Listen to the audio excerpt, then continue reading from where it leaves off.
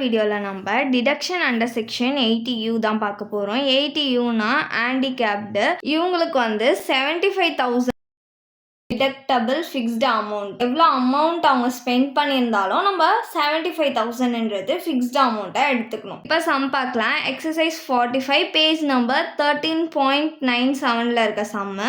Mister எக்ஸ்ன்றவர் ஒரு handicap தான். அவர் இந்த இன்ஃபர்மேஷன்ஸ் எல்லாமே கொடுத்துருக்காரு. அவரோட டாக்ஸபிள் இன்கம்மை கேல்குலேட் பண்ணணும். என்னென்ன இன்ஃபர்மேஷன்ஸ்லாம் கொடுத்துருக்காருன்னு பார்க்கலாம். ஃபஸ்ட்டு சேல்ரி பர் ஆனம்க்கு 80,000. ரெண்ட்டு ரிசீவ்டு 1 lakh பர் ஆனம்க்கு தான் கொடுத்துருக்காங்க. கோஆப்ரேட்டிவ் சொசைட்டியிலேருந்து டிவிடெண்ட் கிடச்சிருக்கு 2,000. சேவிங் பேங்க் டெபாசிட்லேருந்து இன்ட்ரெஸ்ட்டாக 9,000 கிடச்சிருக்கு. கவர்மெண்ட் செக்யூரிட்டிஸில் இருந்து இன்ட்ரெஸ்ட்டாக 4,000 கிடச்சிருக்கு. Winning from lottery 50,000. இங்கே நெட்டோ ரிசீவ்டோ கொடுக்கல. ஸோ இந்த அமௌண்ட்டே தான் நம்ம ஸ்ட்ரெயிட்டாக எடுத்துப்போம். அன்லிஸ்டட் ஷேர்ஸை விற்றது மூலியமாக லாங் டேர்ம் கேபிட்டல் கெயின் கிடச்சிருக்கு. எவ்வளோனா 1,20,000. LIC premium 15,000. பே பண்ணது 15,000. அதோட பாலிசி வேல்யூ 1,50,000. இதோட ஃபார்மேட் பர்டிகுலர்ஸ் ருபீஸ். நம்ம இப்போ டாக்ஸபிள் இன்கம் தான் கண்டுபிடிக்க போகிறோம். அதுக்கு ஃபஸ்ட்டு இன்கம் எல்லாத்தையும் ஆட் பண்ணிவிட்டு அதோட டிடக்ஷனை மைனஸ் பண்ணால் தான் நம்மளுக்கு டாக்ஸபிள் இன்கம் கிடைக்கும். ஃபஸ்ட்டு இன்கம் எல்லாத்தையும் எழுதிக்கலாம். சேலரி அவங்களே 1 yearக்கு கேல்குலேட் பண்ணி தான் கொடுத்துருக்காங்க 80,000. இதுக்கு நம்ம ஸ்டாண்டர்ட் டிடக்ஷனை மைனஸ் பண்ணணும். Minus standard deduction under section 16 50,000. இது ரெண்டுத்தையும் மைனஸ் பண்ணிக்கலாம். மைனஸ் பண்ணால் நம்மளுக்கு 30,000 கிடைக்கும். வெறும் சேலரின்னு கொடுத்துருக்காங்க. கம்ப்யூட்டர்டுன்னு கொடுத்தாங்கன்னா நம்ம இந்த ஸ்டாண்டர்ட் டிடக்ஷனை எடுத்துருக்க மாட்டோம். கம்ப்யூட்டர்ட் அப்படின்னா நெட் சேலரின்னு கொடுத்துருந்தாங்கன்னா. ஆனால் இங்கே வெறும் சேலரின்னு தான் கொடுத்துருக்காங்க. அதனால தான் நம்ம ஸ்டாண்டர்ட் டிடக்ஷனை கேல்குலேட் பண்ணி நெட் சேலரி கண்டுபிடிச்சோம். நெக்ஸ்ட்டு என்ன கொடுத்துருக்காங்க? ரெண்ட் ரிசீவ்டுன்றது ஹவுஸ் ப்ராப்பர்ட்டி இன்கம். எவ்வளோ ரிசீவ் பண்ணியிருக்காங்கன்னா 1 lakh. ஹவுஸ் ப்ராப்பர்ட்டிக்கும் ஸ்டாண்டர்ட் டிடக்ஷன் இருக்குல்ல, அதை மைனஸ் பண்ணியிருக்கணும்.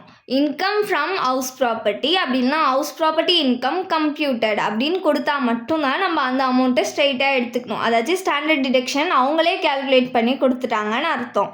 அது கொடுக்காம ரெண்ட் ரிசீவ்டு அப்படின்னு கொடுத்துருந்தாங்கனாலே நம்ம ஸ்டாண்டர்ட் டிடக்ஷன் கேல்குலேட் பண்ணணும். Minus standard deduction under section 24. Standard deduction எப்படி கேல்குலேட் பண்ணணும்னா ஹவுஸ் ப்ராப்பர்ட்டிக்கு 1 lakh இருக்கா, அந்த அமௌண்ட்டில் 30% எடுக்கணும். 30 டிவைடட் பை 100. பர்சன்டேஜ்னாலே கீழே 100. இப்போ இதை கேல்குலேட் பண்ணோன்னா நம்மளுக்கு 30,000 கிடைக்கும். இப்போ இந்த ரெண்டு அமௌண்ட்டையும் மைனஸ் பண்ணி அவுட்டர் காலமில் போட்டுக்கலாம். மைனஸ் பண்ணோன்னா நம்மளுக்கு 70,000 கிடைக்கும். Next dividend from cooperative society எவ்வளோனா 2,000. Next interest on saving bank deposit 9,000. Next interest on government securities எவ்வளோனா 4,000. நெக்ஸ்ட்டு வின்னிங் ஃப்ரம் லாட்ரி எவ்வளோனா 50,000. Next long term capital gain எவ்வளோனா 1,20,000. இவ்வளோதான் இன்கம் இருக்குது. இது எல்லாத்தையும் ஆட் பண்ணிக்கலாம். ஆட் பண்ணோன்னா நம்மளுக்கு 2,85,000 கிடைக்கும்.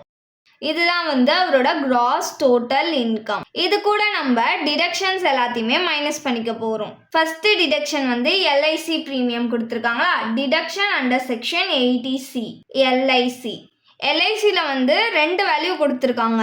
ஒன்று அவர் பே பண்ண வேல்யூ 15,000. Policy value 1,50,000.